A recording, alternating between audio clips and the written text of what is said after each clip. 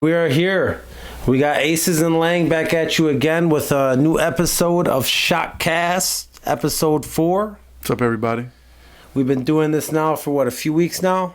Yeah, I would say 4 is a few. Yeah, it was a law of attraction. We seen something, we made it happen, and now we're here. We started off at the Detroit Shipping Company. We did. And now we got the studio here at the Acez Media headquarters. And we're ready for that action. So today we're here to talk to you about this shotcast here on getting out of your comfort zone. And I thought it was a great topic that you brought that up, getting out of your comfort zone, because I felt like I've been living my whole life out of my comfort zone. You felt like you started off living your life in your comfort zone, and you eventually learned how to get out of it. And I know a lot of folks out there have trouble getting out of their comfort zone. And my personal opinion on it is that the people that do get out of their comfort zone most of the time, besides obnoxious people, the ones that are too much out of their comfort zone and just annoying sometimes, but are mostly successful people. The ones that, state their opinion, they say how they feel, they're confident. Those are the kind of people I look for when I build a team. So what's your take on this and why did this topic come about? Yeah, man, I think I think you hit it right on the head.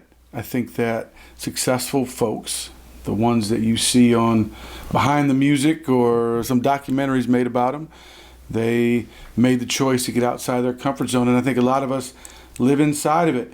And as somebody that definitely started inside of his, I was the shy kid. I wasn't talking to no girls at no parties. That was not a thing.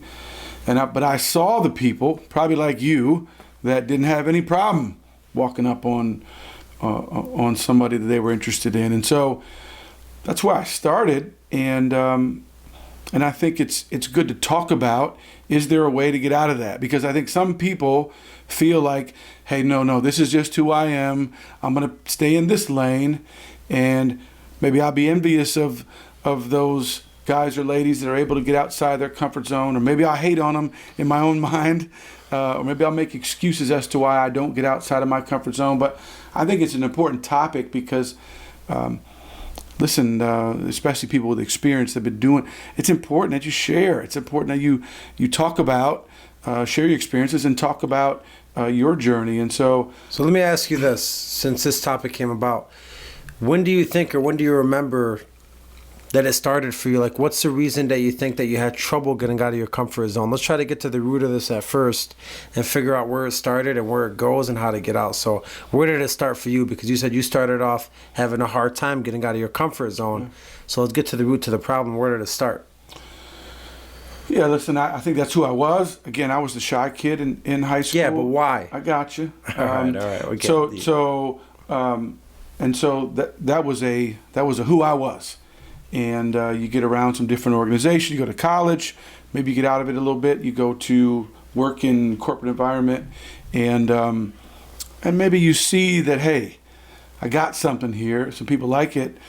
Excuse me. And so you start to feel good. You start to get your sea legs about you a little bit. But I think, to answer your question, that it really changed for me was the public speaking aspect of what I get a chance to do. I was scared to death to get up in front of a group in college, after college, even running huddles, working in the restaurant business. Man, I was so nervous to be able to get up there, and I think that plagues a lot of people today. And I crashed and burned in front of some really important folks, and I was done. That was it. There was no comfort zone I was getting out of. I was all the way inside of it. And that's when I realized, after that, I realized that, man, I don't want to live here. And it was important that I take some steps to get out of there. Somebody like you, however, though, I believe you were the opposite lane, right? That wasn't how you started. You even told me when I brought this topic up, I live outside of my comfort zone, Lang. And so, man, I'd be interested how you viewed people like me.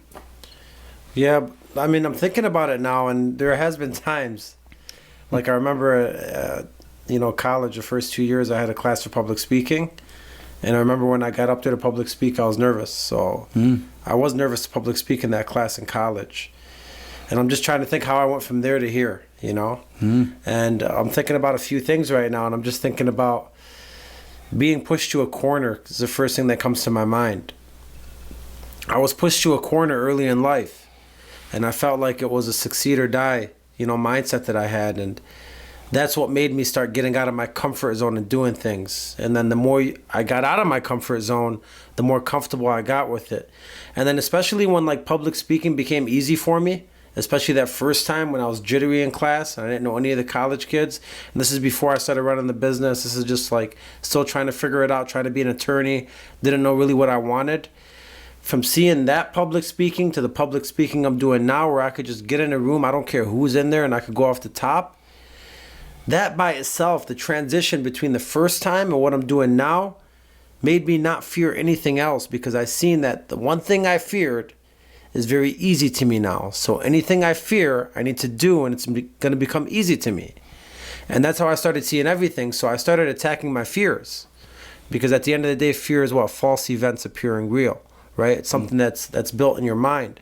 So I started understanding that, and the more I understood that, the more I attacked those things, and the more I attacked those things, the more I got better at those things. And then it kind of became a challenge. Like, all right, so we go to a party, tell my friends, pick the baddest one in town, right? Pick the baddest, that one, all righty. Within 30 minutes, I'll be there, and I'll go there. And whether it was a rejection or whether, she talked to me, that was just me playing the game at that point. So it became a game to me. The activity and the doing it and the failing at it and the getting better at it, and then those jitters and the fears and the butterflies just went away. And once I realized, it was like magic. Like, wow, you do something, it goes away. Let me do everything and let me make everything go away. So let me get to a point in my life where I fear nothing. I think so to hear you speak, I think it's important for everybody to realize that what you said was, even though most might view you as the confident guy, you said you were still nervous. Correct. I remember being nervous, yeah. That's important because many people, well, not many people, I bet everybody's nervous to get up in front of folks. And some people think, oh, no, that's just me. This person over here is super confident and I can't be that. But the reality is not that. The reality is we're all nervous to get up in front. In the beginning. The shy kid, the super confident kid, it doesn't matter. And so, and you brought up in the beginning, but beginning has to start somewhere. Yeah. And it might stop us right away because I think I can't do that. Yeah, and you said super confident kid, but I was a super confident kid, but I was still nervous For sure. to get up and publicly speak. So even a super confident kid that seems confident is going to be nervous doing something that they never did before. It's just it's common human traits and behavior. You're going to be nervous doing something you've never done before. But when you learn that when you do those things, you're no longer going to be nervous at doing them. You're going to just keep doing things. So I was a confident kid in this class. I was a jokester and I was this and I was that. And I was talking to people and I made friends. But when I got up the first time to publicly speak, I remember I was nervous. That doesn't mean I wasn't a confident kid. I just think that even if you're confident, when you try something for the first time, you're not going to just be an all-star at it right away. Like, you got to get used to things. And listen, we're talking about public speaking, okay? Like, it's not the end-all, be-all. Everybody doesn't need to... The cure to this is not to get up and public speak. Yeah, it's one example. It can be. But think about other ways that you can get outside of your comfort zone. And I was even talking to you about it. And listen, you're at a spot right now where you're pretty successful. You have a successful team, and you have it dialed in. You have systematic approaches how you do things. You're confident in it. You believe in it. But there's still probably some ways that even you can get outside of your comfort zone. And so I think it's important, no matter if you are ultra confident, the person that get up and talk Tony Robbins style in front of 10,000 people, I bet Tony Robbins has a comfort zone that he still needs to challenge himself to get out of. Even compare that to the person that's going to get up the first time. Yeah, that's that. But besides, like I said, the whole public speaking thing, I think about other ways you can get outside of your comfort zone. And so maybe it's asking for help, heaven forbid, right? That's uncomfortable. Maybe it's, and this is even a topic you brought up, I don't know if you want to touch on it, but it's about giving up control. Once you get a groove and you get confident, then man, you're the one that needs to do it all and take and move all the pieces around. But there's a limit to that. So that person's comfort zone is probably relinquishing some of their control and allowing somebody else to have the same, growth that you did. No. So I'm at like a point in my life, and I think everybody should be at a point of their life where it doesn't matter where you're comfortable or where you're not comfortable. Like, all that matters to me is results and success. That's all that matters to me. Tell me what I need to do, Lang. Tell me do I need to dance in front of this camera with fucking bananas in front of me? Like, what do I got to do? And I'm going to do it. If it's going to reach me to success, I'm going to do it. So my thought process right now and the way I'm attacking life is, tell me what I got to do to be successful. I'm going to do it. I don't care how uncomfortable it gets me. I'm at like a point right now where, like, we've been doing these podcasts. This is fairly new. I've been doing my top 10 takeaways. I don't have thousands of subscribers right now. I don't got thousands of viewers. Maybe on a couple of videos. I don't got thousands of viewers on every single video. I'm not profitable. I'm not even making any money right now. Is that out of my comfort zone when I share my YouTube channel, when I get up here in front of the camera and I do these kind of things? That could be a little bit out of my comfort zone, right? Yeah. But I'm doing it because I'm going to do whatever it takes to find success. And if I'm not doing this, trust me, it'll be something else. And I think I said that in another ShotCast before, but that's where I'm at. And I think for anybody that's uncomfortable getting out of their comfort zone, how bad do you really want results is what I want to ask you, because everything that you actually try to change and try to get better at, you're going to get better at. But I bet you the people that are uncomfortable and don't get out of their comfort zone haven't really done shit to get better at getting out of their comfort zone, if that makes sense. It does. You asked to tell me what to do kind of thing. And listen, I would love to have a blueprint for everybody, but I think everybody's journey is different. But there are some things, and I think one of the most underutilized things is ourselves, right? So here's what I mean by that. And I just talked about this in the little podcast that I do, right? So Content 12. Content 12, thank you for that. I appreciate you. I course, wasn't going to do it, but we're going to mic drop that every time. So some people have chip on their shoulder, right? And a lot of people say that's not a good thing. What does that mean? Define a chip on your shoulder. So I don't know. You have people walk around, think that everybody's out to get them, everybody's out to hate them, keep them down. And so they walk around with a certain aura that can be off-putting sometimes, right? And so when I grew up, you're not supposed to walk around with a chip on your shoulder. Or somebody would say, I'll knock it off for you, right? Yeah. And so my message was, I think chips are good. And if you think about Michael Jordan, right here. What do you know about? Oh, look at you! That was not planned out, everybody. What do you know about Michael Jordan from his high school career? I'll ask you. This is not set up.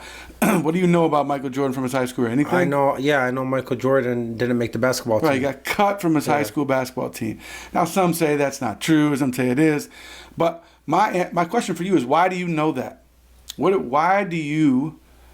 I wouldn't say you're a huge sports fan. I'm not. Right? Why do you know that? Why did I ask you a question that we did not set up beforehand? How did you know that? And to maybe save time, I would say because he wanted you to know that.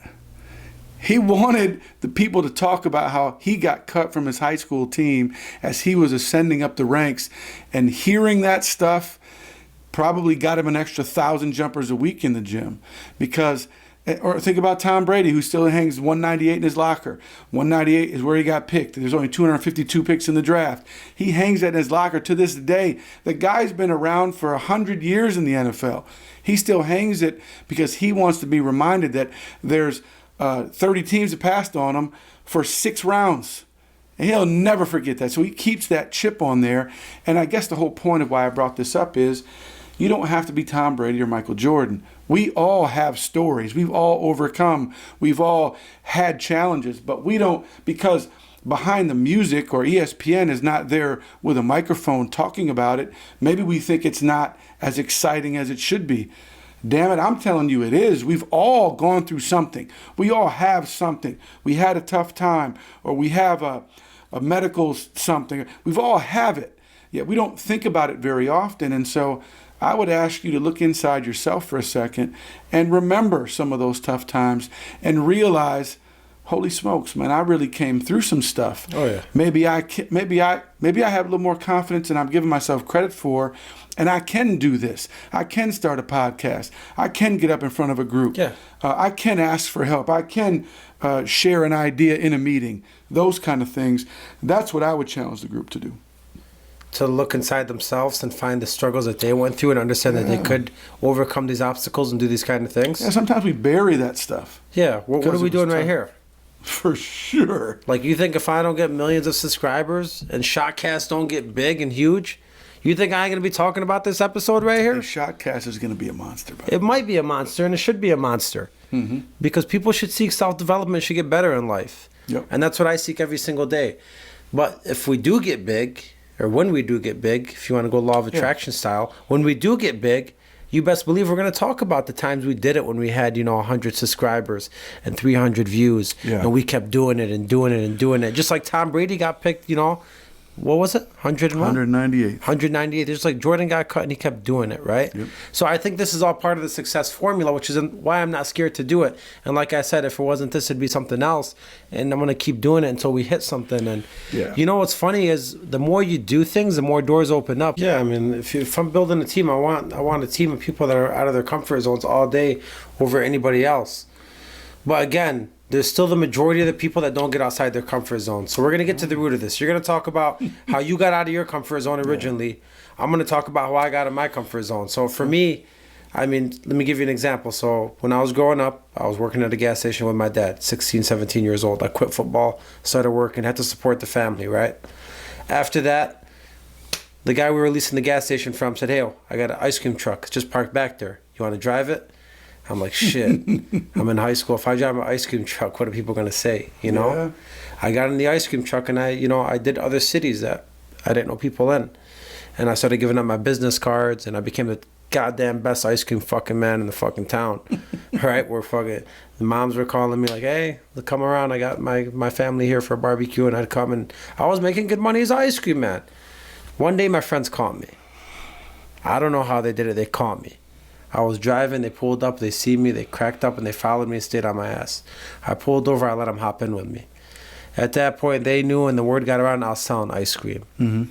And then, one day I said, when I came in, people were joking with me about it and stuff at school, and I was like, why am I stressing out about this? Mm-hmm. Why am I stressing? Am I stressing out about this guy that got everything handed to him, Or am I stressing out about this gal that has nothing but is doing nothing about it? And I came to a realization that I'm just going to do what it takes, to find that success. Mm. And after that, I started throwing parties, and I got out of my comfort zone and started talking to people and making flyers and handing them out. And then just after that, it was just like I got so hungry for success. I wanted to be successful. That's what made me get out of my comfort zone. I seen how hard my parents worked. I seen how hard my family worked for me. I seen other people that had success. I've met them. I've watched them. And there's nothing more than I wanted than that. So when you compare on a scale, getting out of your comfort zone with being successful is up here and getting out of my comfort zone is down here now. So I will do whatever the hell it takes to get out of my comfort zone whenever I need to, because it's not a question no more in my head. So for me, I got that way because I value success at a way higher level. For anyone that hasn't gotten that way, I would question them, say, where do you value success? Obviously, you value getting out of your comfort zone all the way up here, and success is down here to you. Because if it was the opposite, like it is for me, you would not be shy or nervous. And if you were, then you'd do things and you get unshy and unnervous, because the more you do things, the more you're going to get used to them. So for me, I think it was a hunger for success that got me out of my comfort zone. The ice cream truck and all those things, throwing parties, was before college. I still went to college. I wasn't scared to get out of my comfort zone, but I still got nervous in that speech. So I'm not saying I was untouchable, but I'm saying I knew I was going to get nervous for that speech. I was okay with that. I went up there and did it. And then I did another speech and another speech. And after the 7th, 8th one, it became natural and I got good at it. So I guess I understood at a young age that if you're scared of something, just fucking do it. Just do it. So that's what it was for me. What was it for you? Yeah, so this was really in my 30s. So you're saying that you didn't get out of your comfort zone? Double what you were, right? Okay, so you're saying you didn't get out of your comfort zone until you're 30. So before you get into that story, if you don't mind me asking, if it's too personal, we can move on. What kept you in your comfort zone till you were 30? Because people out there need to hear this. Yeah, man, it's probably a good question. I don't know if I can put my finger on it. My parents got divorced when I was young. Maybe chalk it up to that. Maybe I was at my mom's during the week and my dad on the weekend, and God bless them, man. They made sure I was good. I did not have a hard life, but I don't know, my friends that I hung around with during the week, that was school. That's what we did. So normally on the weekend you play with those, but I wasn't. I was over here, and I didn't really hang out much with. So you weren't part of the big friends. crowd. So like, yeah. So maybe it was just a connection thing for me, and I didn't get that momentum.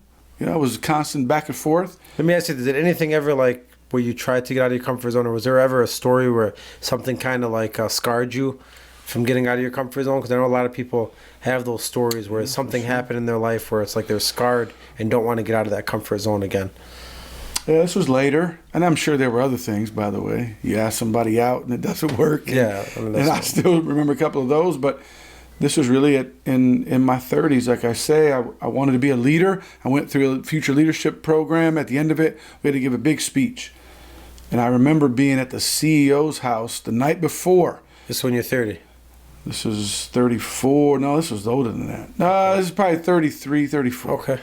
So I remember being at the CEO's house because it was like the end of this huge 6-month thing that we were involved in. They were celebrating us, and it was so cool.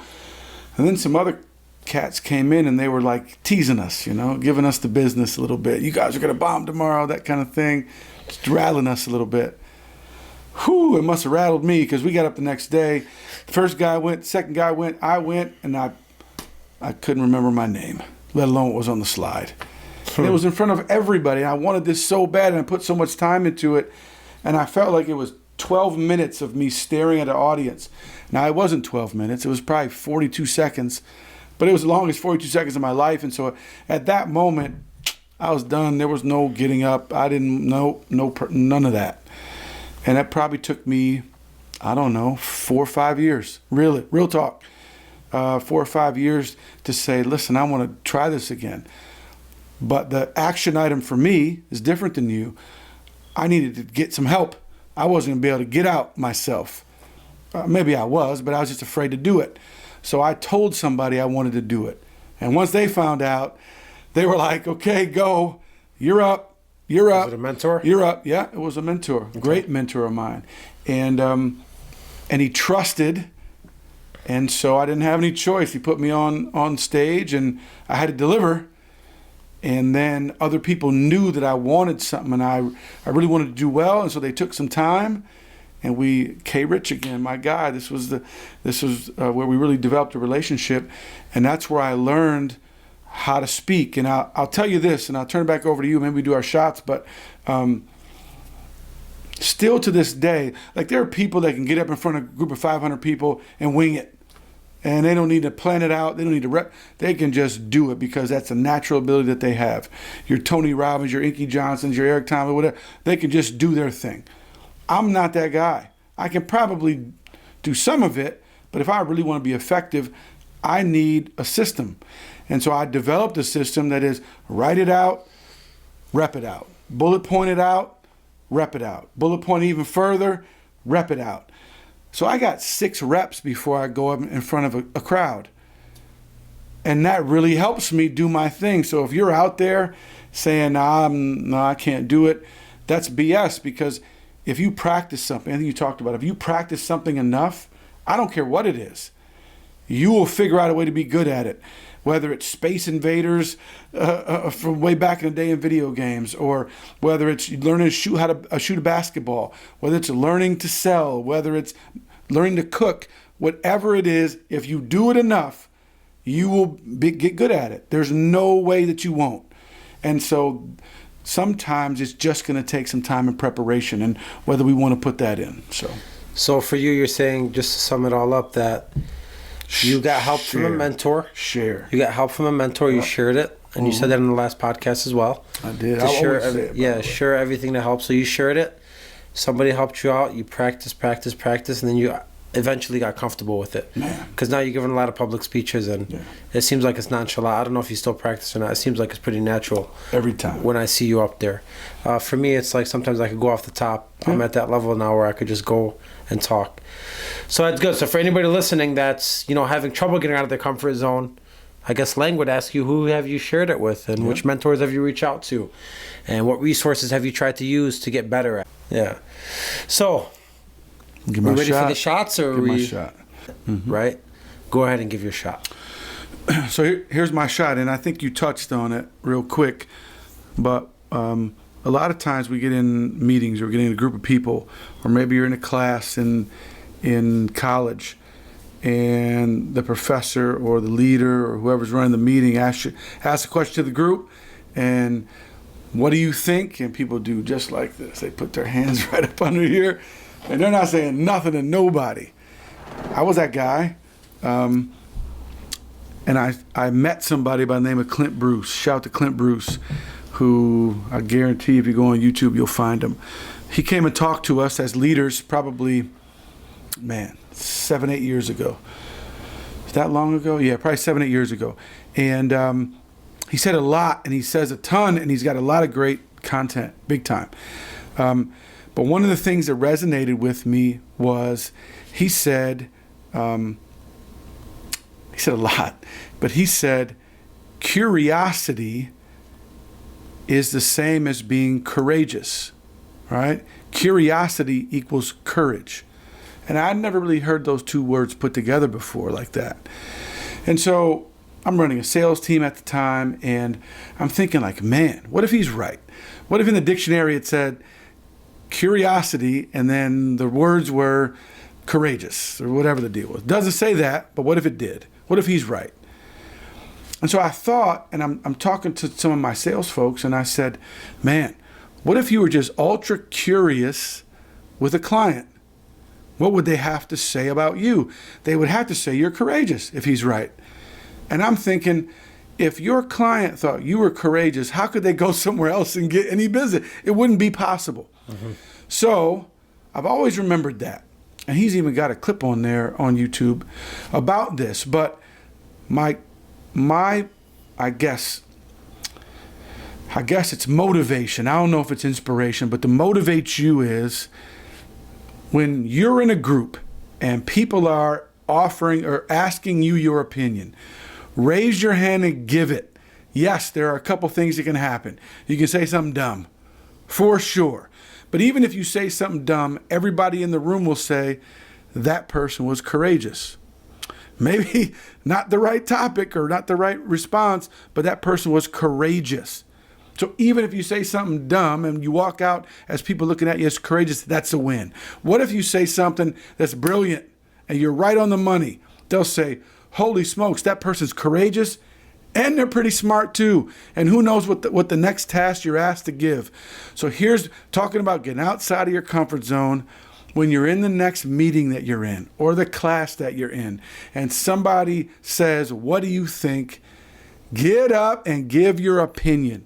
There's really no negative to it. Yeah, maybe a little embarrassing, some red cheeks or whatever the deal is, but that goes away.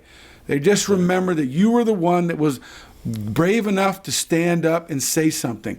And just to be, when you're curious about stuff and you want to ask questions or you want to give your opinion and see what people think, that's where you really make some headway and you figure out your comfort zone that you thought was here, really is here. Really is here. You can figure out what kind of impact you can really make on this world because it's a big world and it's waiting on you to do something about it. I love that. We could cheers up to that one.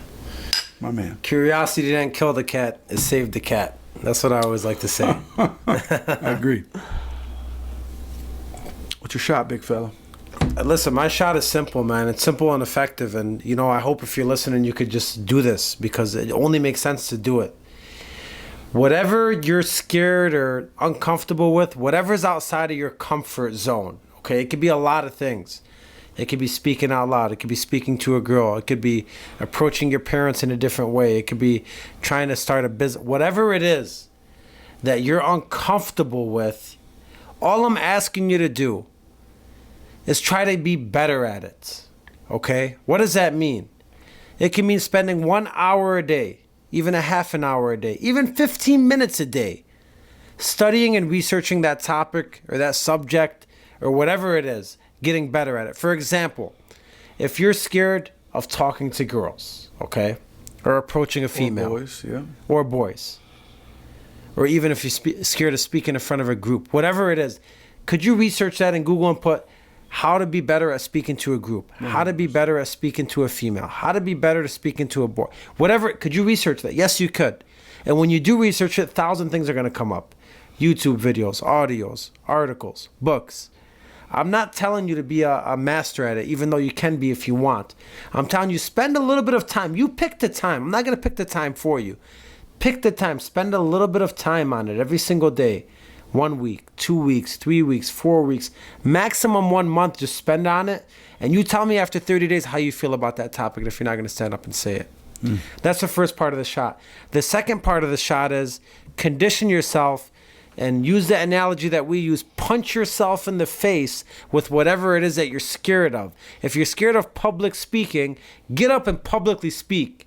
I don't care if you look like an idiot. Get up and publicly speak. If you're scared to talk to a female or a male, go talk to them. Go to a park by yourself in another city and talk to what's the worst that's going to happen? You don't know anybody. They don't know you. You're going to get out of your comfort zone. You're going to go home. You're going to be laughing like the Joker on the way home by yourself because you think it's awesome what you just did. Like, just do it. It's uncomfortable. Listen, it's uncomfortable. The Joker was uncomfortable. The Joker was uncomfortable. It was a great movie. It was uncomfortable. All I'm saying is, where do you measure your success? If you measure your success high, and you're listening to this, you need to do whatever it is that you're uncomfortable with. And the more you do it, the more you're comfortable with it. And pretty soon you're going to be an expert at it, just like I was. Nobody starts off perfect. Everybody's just courageous enough or curious enough to do what they wish. They keep doing it and they get better at it. The second thing about that shot is research what you want to get better at. Like, so many people, I ask them, like, what have you done to get better at this? I tried to get better. What have you done to get better at this? Exactly. So you tell me for 2 years, you've been scared to get uncomfortable and close for the business. But in 2 years, you've never read an article on closing for the business. You've never watched a video on closing for the business, just for an example's sake for sale. Sure. But you're telling me that you want to get better at it. And that's what crushes me. So for me, whenever I want to get better at something, the first thing I do is go to Google. And I start watching experts and I see what they do, then I get better at it. Yeah. So that's my shot to you. Whatever it is you're scared of, do more. And whatever it is that you want to do, research more and you'll become an expert at it. And even if you're not an expert, just learn a little more about it. The thing I don't want you to do is don't just sit there and do shit. Don't just be scared to get out of your comfort zone so you never speak up again and you never even research anything that you want to get better at. Treat yourself well, right? Maintain yourself just like you maintain your car. Take yourself to the shop sometimes, man. Crank some things up. Finish some things off. And that's my powerful shot to you. And if you don't do it, that's fine too. If you're comfortable with being, uncomfortable all the time and not getting out of your comfort zone, that's fine. Just understand that you don't want anything more than you have right now. And that's fine too. Some people are comfortable with that. But if you really want success and you value success, you'll take these shots and you'll run with them. So that's my shot from you.